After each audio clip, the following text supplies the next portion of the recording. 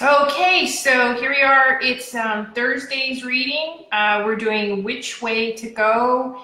It's book 2 in The Witch Next Door, and it comes out next week. And really excited about it. This is a great story. It's like a treasure hunt.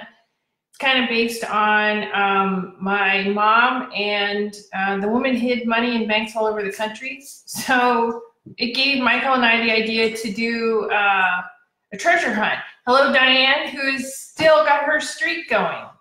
Also tonight, I will be on Keystroke Medium at 8 Central Time. I'm going to be talking about what to do when the road gets hard. I'm going to be talking about it from the perspective of a writer or an author. But what we'll be talking about kind of works for everybody so that you can find your way back to happiness, find the balance, and keep your life going. Because not every day is going to be a good one, so it's a learned thing on how to learn how to deal with it. And that's what it'll be about tonight. Keystroke Medium, 8 Central. Right now it's Which Way to Go. It's book 2. Book 1 came out last Thursday. So if you don't have it yet, go get it. And hi, Diane. And next week, Which Way to Go, book 2 will be out. So it's really exciting. There's a lot of good stuff happening. Very excited about it. I have the pool here again. I'm making a point of getting up early and swimming, putting it with the writing. So still got the Pea Brain Society thing going. Soon, if you're on my email list, you will be or my newsletter list, you will be getting an email about a collectible. It's going to be something really cool to go with Pea Brain. There's Lois in the background as a car floats by. And she likes to join in too. And so keep your eyes out for the newsletter. You'll want to see what it is. It's really cool. And let's get going. Hello, Dan. And let's start with chapter 1, a snippet from Which Way to Go. There's no way it's this easy. Lily's 2002 Winnebago adventure rolled slowly down Iliff Avenue in Lakewood, Colorado. Beside her in the passenger seat, Romeo chuckled. You know, it's totally okay to accept that something's going your way. If it's easy, let it be easy. Lily kept her focus on the addresses moving past them. They were so close. Yeah, I basically did that since my mom got her big break. I let so many things be easy. I don't think that hunting down her clues and running from the witches who don't want me to find them is supposed to be one of those things. I don't think there are any real rules in this scenario, Lil. She licked her lips. Maybe not. The witch in the gray suit who tried to fry me extra crispy said, we're just cleaning up loose ends. He wasn't alone. And I know what it feels like when something just isn't right. She glanced at the number 17284 on the mailbox as they passed it. She was looking for 17546. I'm guessing that was part of your training too, huh? Lily turned quickly to meet his gaze and blinked. What? No, that's just me. The other stuff though, all the puzzles and coded messages, my mom's magic lessons turned into games. They definitely help. They got us into that speakeasy in Montreal at the very least. Romeo wrinkled his nose and shook his head. Part of me wonders what the heck they were doing in there with all those rooms, the other part of me. Yeah, I'm not so sure I even want to know. Just because an underground club has the Order of North's sigil on the front door doesn't mean it attracts the best of us. Safe for all magicals, but only recommended if you're just a little crazy. Romeo snorted. You saw that one witch with the ferret, right? Yeah, I saw the ferret. Pretty sure it was staring at me. Lily shook the image out of her head and eased her foot down on the gas, just enough to keep them moving forward. Hey, what's that address on the corner? Lily nodded toward Romeo's passenger window, and he leaned forward to squint at the house at the end of the street. 17533. Okay, it should be up here on the left then. They crossed Dover Court, and Lily slowed down even more. 17542, 17544, what? She pulled the Winnebago up to the curb on the right side of the street and stared across Iliff at the house they'd been told to find. Romeo took a deep breath through his nose and ran a hand through his dark curls. Well, you were right about that. Definitely not easy. Why would Bentley send us here? No clue. Romeo's hands thumped down onto the armrest. Want to go check it out? Absolutely. Lily turned off the engine, stuck the keys in her purse, and opened the driver's side door. When she slipped down over the huge step onto the street, she turned to close the door behind her and stopped. Romeo was already halfway through the process of half jumping, half sliding over the top of the incredibly wide center console between the front seats. Then he landed on the driver's seat and hopped down onto the asphalt. You have no idea how bad I've been wanting to do that, he grinned. It's as awesome as I thought it would be. Lily blinked at him. Okay, hardcore Parker, now it's out of your system, so can we put that behind us, right? Oh, come on. You were sliding all over the new hardwood with me. She put her hand on her hip, trying hard not to laugh. Last time I checked, those bamboo floors we just put in are meant to be walked on. Never seen a center console used as a jungle gym before. Romeo wiggled his eyebrows. You have now. Romeo? Yeah. Please don't make me put that awful carpet back in the Winnie. His eyes widened over the ghost of a smile. You wouldn't. Lily just raised an eyebrow, then turned and headed across the street. He jogged a little to catch up with her, then they stepped up onto the sidewalk and stopped. In front of them rose a single-story home built just like all the others in this neighborhood, except for the fact that it was black, charred, and nearly burnt to the ground. The first clues Lily's mom had left her before she disappeared, and the rest of the world thought her dead, were a business card and a broken piece of metal Lily found in the single box of personal mementos she'd been allowed to keep. The bank had taken absolutely everything else, and even though Lily felt it in her bones that Margaret Antony's will was a total fake, she no longer had the money to prove it. The business card had gotten her and Romeo to Le Chapeau Magique in Montreal. They'd only been able to identify the broken metal after Lily reunited it with the other half in the club owner's office. She reached into her purse now and fingered the restored keyring charm in the shape of a maple leaf, which had once been attached to the club owner's keys that unlocked an invisible cabin on a lake in Canada's Mont Tremblant National Park. So the note I found in that trunk said to ask Bentley about 452, Lily muttered, and he gave us an address. I'm pretty sure that address wasn't supposed to be destroyed in a fire. You think he knew about this when you called? Romeo asked, squinting at the blackened husk in the half-acre lot. Lily shook her head. No. I've known Bentley my whole life. He and my mom are still really close. He wouldn't have left something like this out if he knew. Especially if whatever happened here keeps us from finding 452. Whatever that is. Romeo spread his legs and folded his arms. So he thought we'd show up at this address and find a normal house in a normal neighborhood. That didn't happen. There's no way somebody still lives here. Well, he didn't give me a name, just the address. Maybe it's not about who lived here. Maybe it's what's inside the house that's important. She turned to look at him and raised her eyebrows. What might still be there? Sounds like we need to go in and look around? Definitely. Lily took off down the cement walkway, running up the middle of the yard. Yep, okay, Romeo muttered behind her, still on the same page. The grass and a hefty forest of weeds almost covered the walkway completely.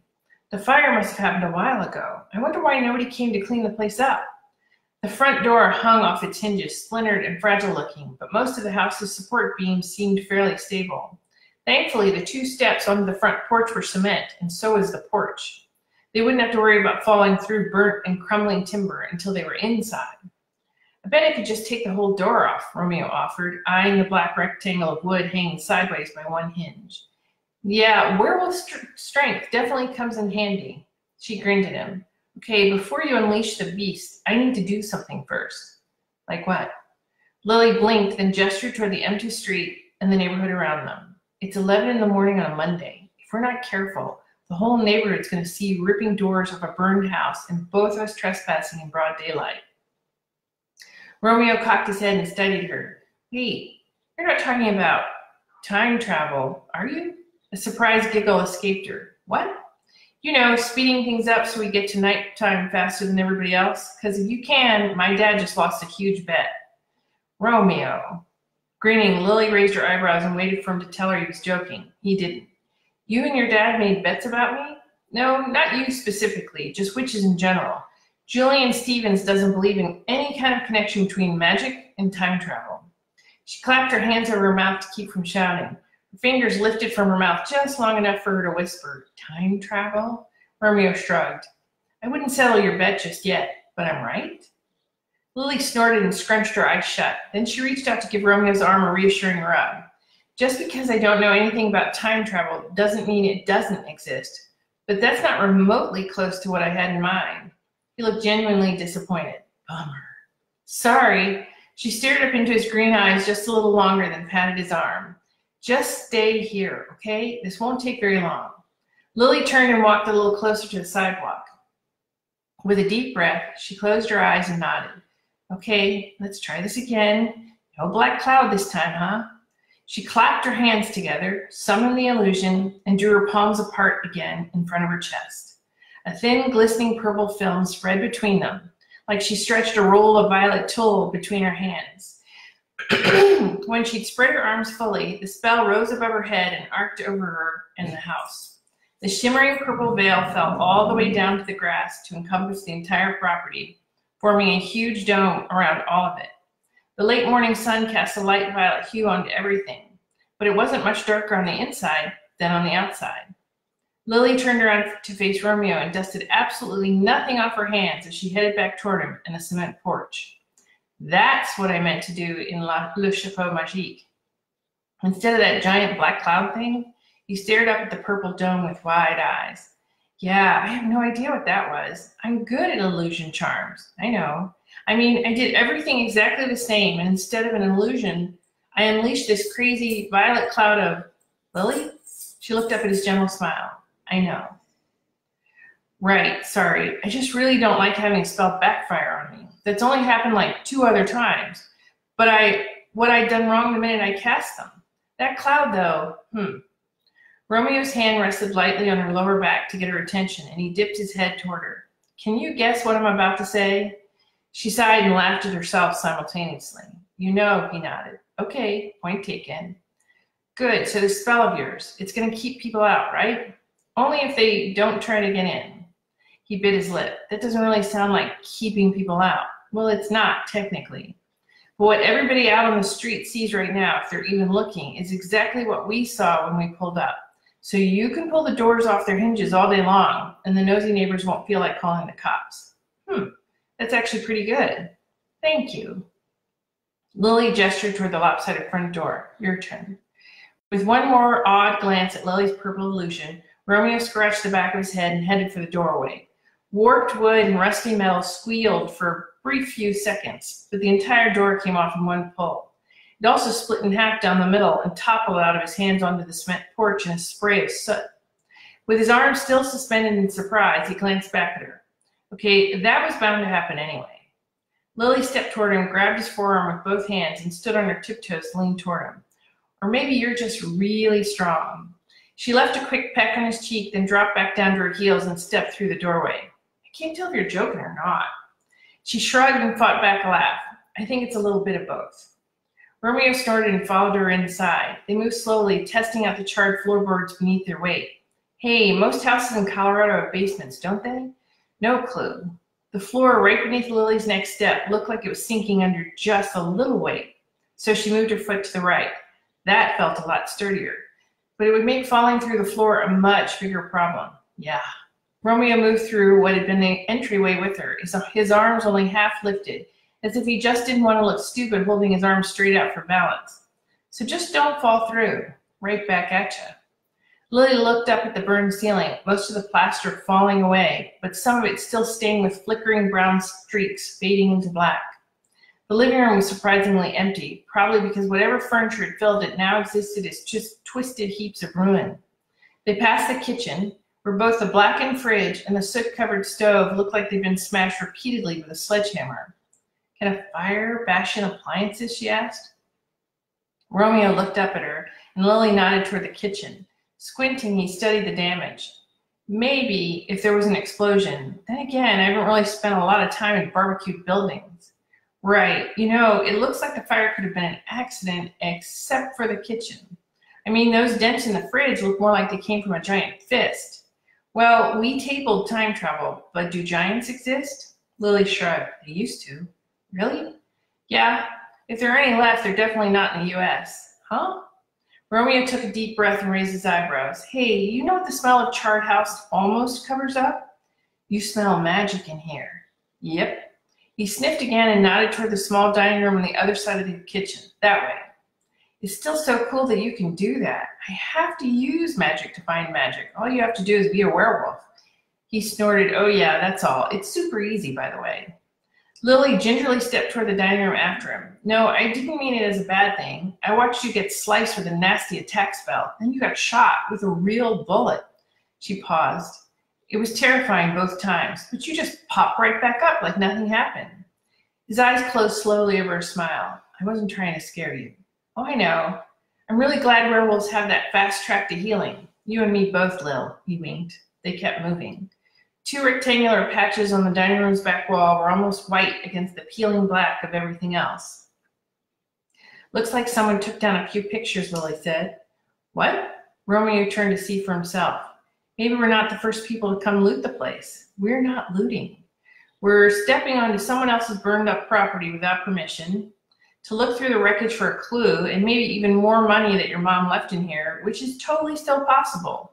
And we found the place by reading a hidden message in a treasure chest by a lake. All we need now is a ship and we're basically pirates. Lily's mouth popped open. Wow, that's a completely different take on things. Staring at the floor, Romeo skirted around what had to have been the dining room table. I think it's awesome. Lily laughed. I mean, Pirate Witch does have a certain ring to it. Yeah, you should get some of those boots that come all the way up to your... Oh, hey, look at that. He pointed briefly at the corner of the dining room, and Lily had to stand beside him in order to see it. So there's a basement after all. Yep, smells like the magic's coming from down there too. Then that's where we're going. First though, finish what you were saying about the boots. Romeo blinked at her, then cleared his throat and grinned. All the way up past your knees. Uh-huh. The Pirate Witch could totally pull it off. You know, it's an interesting thought. I'll keep it in mind. Lily stepped toward the open doorway of the staircase out of the dining room and looked down into complete darkness. Here's hoping for no surprises. So that's the first chapter of book 2. And it's a really good, great story, fun read, nice action adventure. Hope you enjoy it. Remember tonight, you can find me at Keystroke Medium, 9, 8 Central, talking about how to kind of even out your writing days so that depression or anxiety or just worrying about whether or not you can pull something off, how to even it out, how to get to past, you know, when you build something bigger, that's a new territory for all of us because you got to a new place and it's not as easy as it looks. I hope to see you all there. I'm glad you all were here today, and I'll be back tomorrow. Tomorrow is an old throwback for Fridays. We're always going to do an older book on Fridays, and we're going to start with Waking Magic. So if swearing bothers you, that might not be your day, but the troll will be out and running around, and I'll be reading from that. Hope you have a great day, and I will see you all tomorrow.